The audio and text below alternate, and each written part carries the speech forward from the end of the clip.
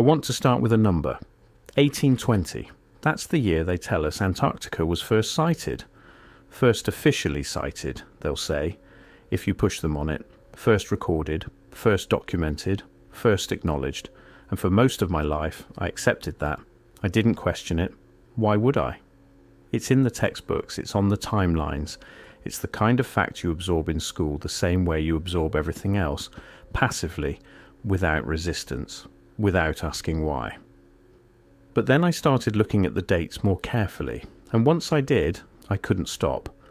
Before we go any further, I need to briefly return to something I covered in the last video in this series, and if you haven't seen it, I'll link it below, because what follows won't carry its full weight without that foundation.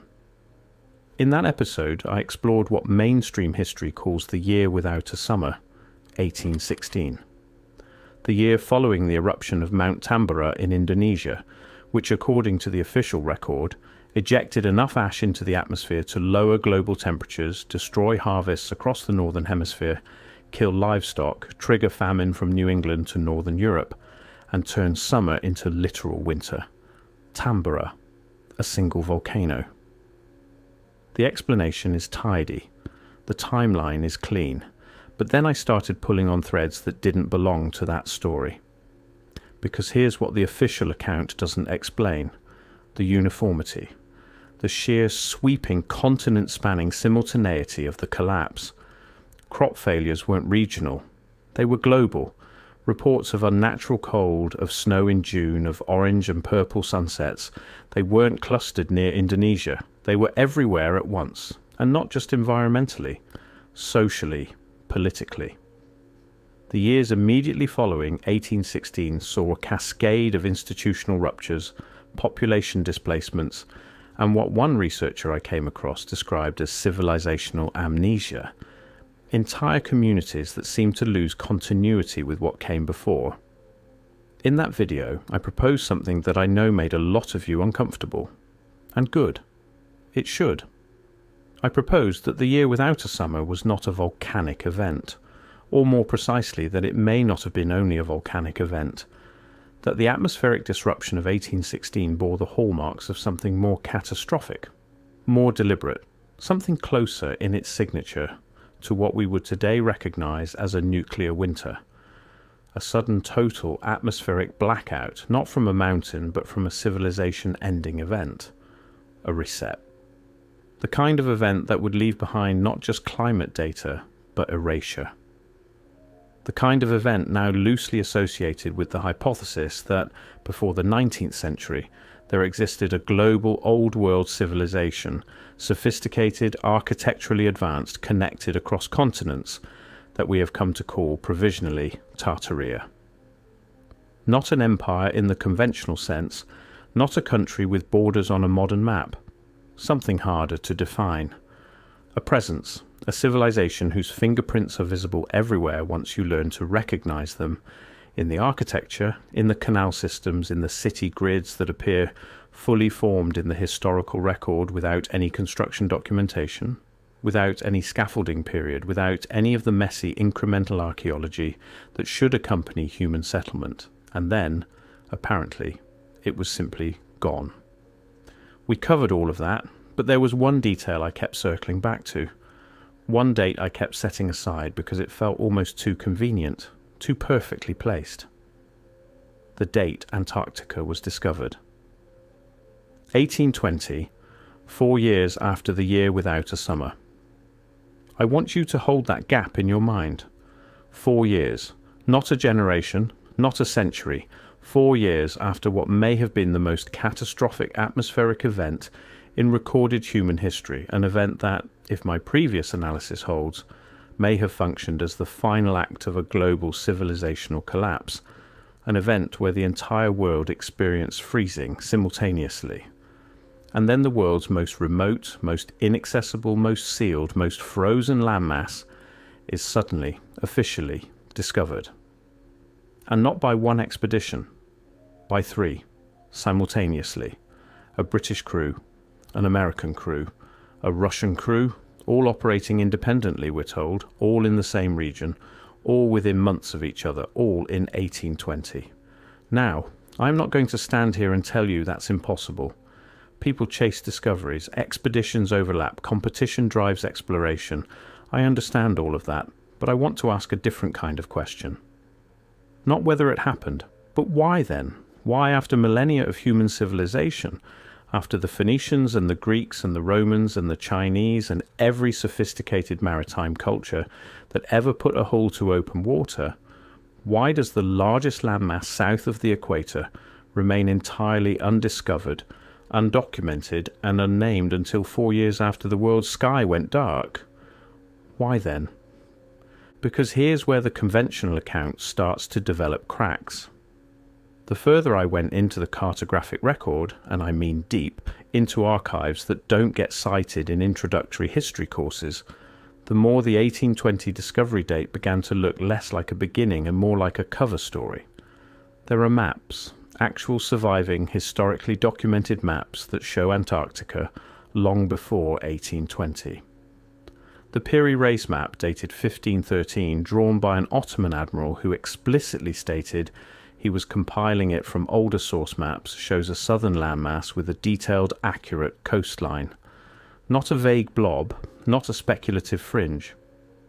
A charted coastline that, when researchers in the 20th century overlaid it against modern satellite imaging of the subglacial terrain, the actual rock beneath 2 miles of ice, aligned with a precision that no one has adequately explained.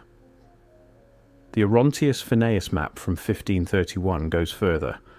It depicts Antarctica without ice, with river systems, with mountain ranges, with internal geographic features that we only confirmed existed using mid-20th century sonar technology. Let me say that again more slowly because I think it's easy to read past it. A map drawn in 1531 shows geographic features of Antarctica that humanity did not technologically confirm until the 1950s. The official explanation breaks down almost immediately under the weight of that sentence. The academic response has historically been coincidence, lucky extrapolation, or the suggestion that ancient cartographers were simply guessing at a southern landmass for philosophical and geometric reasons. Symmetry, balance, the idea that the north must be matched by the south, and maybe that's true, maybe it is coincidence. But how do you guess a river? How do you guess subglacial mountain ridges? How do you guess a coastline with enough accuracy that it survives comparison to satellite data 5 centuries later? You don't guess that. You don't theorize that. You map it from observation, from presence, from knowledge that was either first-hand or inherited from someone who was there. And that raises a question that the mainstream record has never satisfyingly answered. Who was there? If you're finding this worth your time, and I hope you are, consider subscribing or becoming a YouTube member. This series goes places that most channels won't touch, and having you along for it means everything. Now, back to Antarctica. Because we're just getting started, I want to return to 1816 for a moment, because I think we've been looking at it from the wrong angle. In the previous video, I laid out the case that the atmospheric event of 1816, whatever its true cause, may have functioned as the terminal moment of an old world civilization. The event that ended something. The nuclear winter that followed what may have been a civilization-scale catastrophe, leaving behind depopulated cities, orphaned infrastructure, and a historical record so thin it barely qualifies as a record at all. But what if that framing is only partially correct? What if 1816 was not just an ending? What if it was also, for someone, a beginning? Here is the theory I've been sitting with, and I want to be clear that I am presenting this as a question, not a conclusion. What if the atmospheric event of 1816, whatever generated it, was capable not only of disrupting the Northern Hemisphere's climate, but of accelerating glaciation at the poles? What if the same mechanism that turned summer to winter across Europe and North America also, in some compounding way, drove ice formation southward? What if Antarctica, the ice-free continent visible on 16th century maps, was in the process of freezing or had recently been frozen, and 1816 was either the final phase of that process or a deliberate rehearsal of it. I know, that's a significant claim, and I'm not making it as a claim. I'm making it as a shape, a pattern of timing and geography and suppression that I cannot stop thinking about. Because consider what comes next. 1816, the sky goes dark. A global atmospheric event of unprecedented scope disrupts civilization. 1820, Antarctica is discovered, officially entered into the record, named, catalogued, claimed, not before, not during, after, 4 years after. The pattern appears, and once you notice it, you cannot unfocus your eyes from it. Stay with the timeline, because it doesn't stop at 1820. The same thread, the maps, the knowledge, the carefully preserved secret of what Antarctica actually is, keeps surfacing. Decades later, in the hands of people who had every resource in the world to go and look. 1946, 1 year after the end of World War II. The United States Navy launches Operation High Jump, a full military expedition to Antarctica. Not a research team, not a small exploratory vessel, 13 ships, 33 aircraft, nearly 5,000 military personnel. Led by Rear Admiral Richard Byrd, one of the most decorated naval officers in American history. The stated objective was scientific, mapping, research, establishing a base, and maybe that's all it was. But here's the part that makes the timing impossible to set aside, because the Americans were not the first military power to take Antarctica seriously, not even close. In 1938, 7 years before High Jump, Nazi Germany launched its own Antarctic expedition, the Schwabenland expedition. They mapped nearly 600,000 square kilometers of territory, dropped thousands of marker stakes to assert territorial claim, and reportedly returned with something that shifted internal priorities at the highest levels. What exactly, we're not told. The records are incomplete in the specific way that records tend to be when the answer matters. What we do know is that German submarines were documented operating in Antarctic waters as late as 1945, and that certain senior figures in the Nazi scientific apparatus had a known documented obsession with ancient knowledge, lost civilizations, prehistory, inherited cartographic traditions that supposedly predated the modern world. The same maps, the same thread. Which brings us back to the custodian problem, the Piri Reis map, the Orontius Phineas map.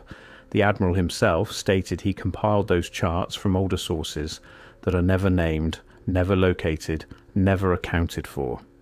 Someone held that knowledge. Some chain of hands preserved it across centuries, across the 1816 rupture, intact enough for multiple parties, an Ottoman admiral, a Nazi expedition, an American naval fleet to apparently follow it to the same place. Who were they? And what did all three find when they got there? The evidence doesn't answer that, but it doesn't dismiss it either. Now I want to talk about what we're not allowed to do, because this is the part of the Antarctica conversation that most people skip past, and I think it's the most important part. You cannot freely go to Antarctica. I want to be precise about this because the casual response is, of course you can. Expeditions go there all the time. And yes, they do. Scientific expeditions, government-sanctioned research missions, tourism even in limited and highly supervised forms. I'm not saying the continent is surrounded by an invisible wall. What I'm saying is this. The Antarctic Treaty System, signed in 1959 and now ratified by over 50 nations, designates Antarctica as a scientific preserve and explicitly prohibits military activity, mineral extraction and nuclear testing on the continent. And in practice, it means that independent, unsupervised exploration of the Antarctic interior is essentially impossible. Not illegal, exactly, just practically impossible. You need logistic support that only governments and large institutions can provide. You need permissions that are quietly difficult to obtain for anything outside of approved research parameters. You need infrastructure that does not exist for the independent traveller. The result is that Antarctica is functionally the one place on Earth that the ordinary citizen of the 21st century simply cannot go and look around.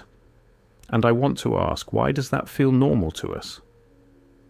Every other landmass on the planet, every mountain range, every jungle, every desert can be accessed by a motivated individual with enough resources and determination. People climb Everest recreationally, people cross the Sahara alone, people sail to the most remote islands on Earth with nothing but a small boat and a compass.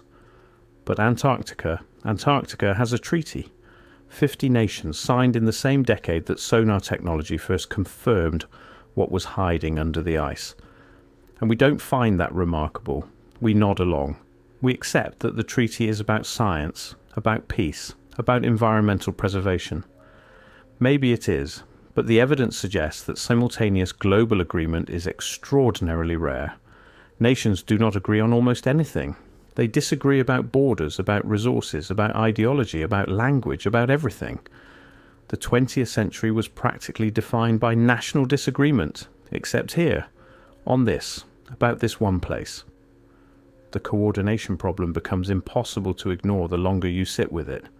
50 nations, all agreeing, all signing, all maintaining, consistently, for decades, about a frozen continent that officially contains nothing but ice and penguins. What is it about ice and penguins that requires an international treaty? Let me tell you about the architecture problem, because this is where the Tartaria connection stops being abstract. Across the series, we've documented imperfectly, provisionally, but documented the presence of old-world construction techniques in places they have no business being. Buildings that appear in the historical record fully complete, without construction phases.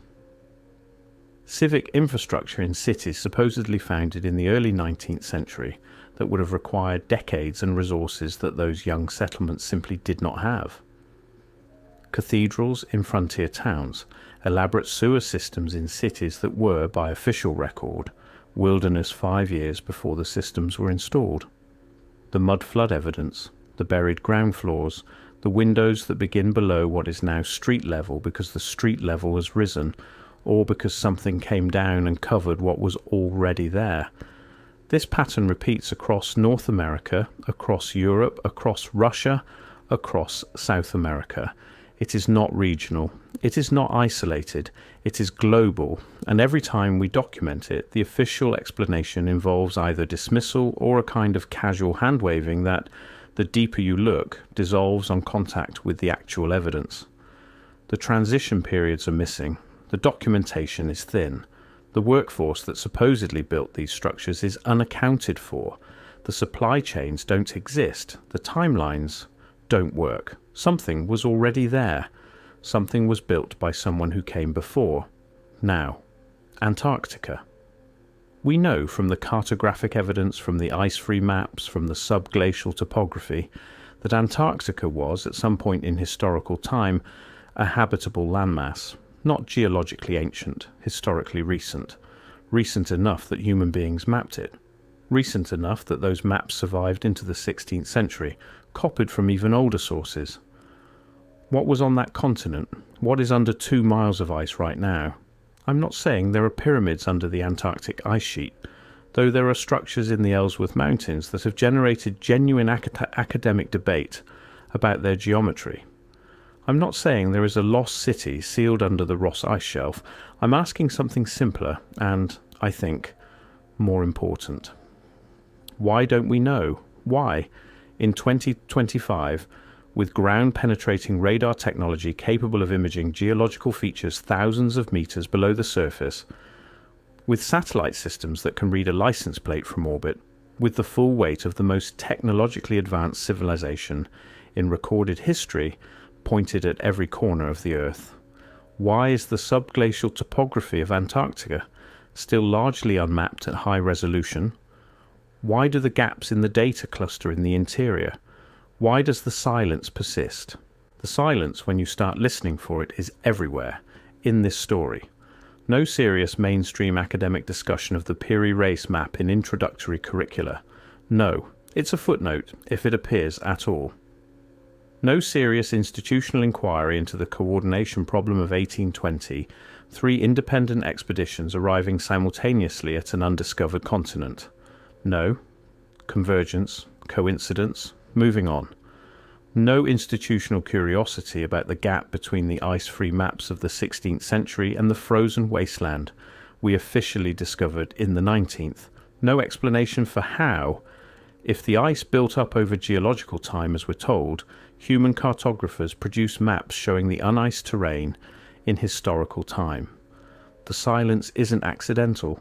Silence on this scale, across this many disciplines, maintained for this long, that's not absence of evidence. That's a shape. And that shape suggests something. I'm not going to tell you what it suggests. I think you already feel it. I want to close with something that has been sitting with me since I first started pulling this thread. If we accept, provisionally, carefully, with all appropriate skepticism, that there existed before the 19th century a global civilization of significant sophistication. If we accept that this civilization left behind infrastructure, maps, architectural techniques, and knowledge that our official history cannot account for.